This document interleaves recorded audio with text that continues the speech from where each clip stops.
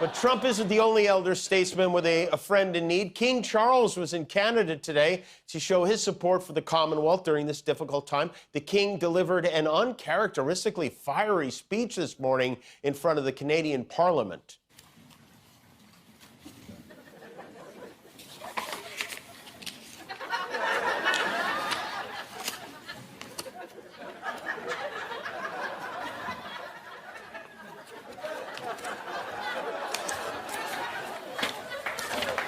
Senators. Won't someone please come lick the royal thumb? Next, I want to see him try to open a Capri Sun. That would be good, right? So then once he was able to pry the manila envelope pages apart, the king spoke not just with power, but also with grace. Every time I come to Canada, a little more of Canada seeps into my bloodstream, and from there, straight to my heart. Gross. I don't know. Jimmy Kimmel didn't just poke fun at King Charles, he incinerated him. This wasn't your typical royal jab or late-night nicety. Kimmel came out swinging with barbs sharp enough to slice through Charles's medals and his famously stiff upper lip. And it's not just Trump with aging allies under pressure. King Charles was in Canada today, offering symbolic support to the Commonwealth during a trying moment. But instead of his usual reserved tone, he delivered a surprisingly fiery speech in front of the Canadian Parliament. And just like that, Kimmel pounced. "Someone help the king lick the royal thumb," he joked. "Next, I want to see him open a Capri Sun." After what seemed like a battle with a manila envelope, Charles did eventually speak, with both gravitas and grace. "Every time I come to Canada, a little more of Canada seeps into my bloodstream," he said, to which Kimmel deadpanned, "Gross."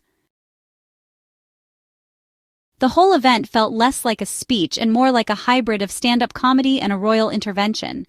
Kimmel wasn't just entertaining, he was peeling back the curtain on centuries of monarchy.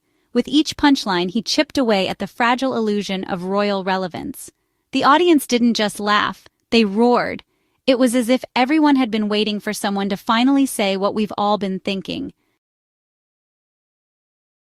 What began as a monologue quickly turned into a meltdown of the monarchy. Kimmel ripped through tradition like it was dated wallpaper, because honestly it kind of is. His jokes weren't just hilarious, they were surgical. Kimmel exposed how out of touch the Windsors have become, comparing their pageantry to cosplay. The crown doesn't dazzle anymore, it gathers dust. Meanwhile, Harry and Meghan speak with authenticity and purpose, while the rest of the royals perform like understudies in a play no one wants to see. Charles waited 70 years for this spotlight, but judging by the vibe, the world forgot to save him a seat. Watching him try to own a room is like watching someone yell into a void made of inherited titles and awkward hand waves. Once the pinnacle of glamour, the royal family now feels more like a historical reenactment. Across the Atlantic, the mystique is fading, and fast. Americans, once captivated by crowns and curtsies, are now far more entertained by Kimmel roasting Charles like the guest of dishonor at a friars club. Every jab stripped away the pomp, revealing not his majesty, but just irrelevance. The laughter in that studio wasn't disrespect, it was catharsis. While the firm clings to its outdated rulebook, Harry and Meghan talk real issues: mental health, racism, inequality, from personal experience, not palace-approved scripts. The contrast couldn't be starker. Harry and Meghan connect. The rest deliver lines like they're reading instructions for assembling antique furniture, dry, formal, and painfully out of sync. If empathy were currency, Harry and Meghan would be billionaires. The rest? Digging for relevance under the throne cushions? The viral clips, the memes, the laughter, it's all proof. The glossy surface of the monarchy is cracking. Behind it, a brand more nostalgic than necessary. Say what you want about the Sussexes, but they've done what few royals ever do: evolve. They've transformed from background figures to global voices, not by staying quiet, but by telling the truth. So when Jimmy Kimmel lit up King Charles and the audience howled, it wasn't just a joke, it was a reckoning. A signal that across the pond the monarchy's glow has dulled, And it's starting to look like gilded irrelevance. The Windsors, once cloaked in mystery and majesty, now resemble a living museum exhibit, complete with awkward hats and emotional detachment. While Charles clutches centuries-old traditions like heirlooms, Harry and Meghan are out here rewriting the rules and connecting with the world in ways that matter today. It's like watching a VHS tape trying to stream on Netflix.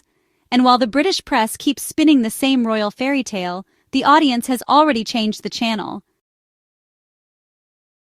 The monarchy isn't dead, but it is being questioned. Kimmel's roast was more than comedy, it was cultural commentary. And that laughter? That's not just mockery, that's momentum. We've seen behind the velvet curtain. And what we're left with is a sobering truth. The king may wear a crown, but the world is no longer bowing automatically. The age of blind reverence is over.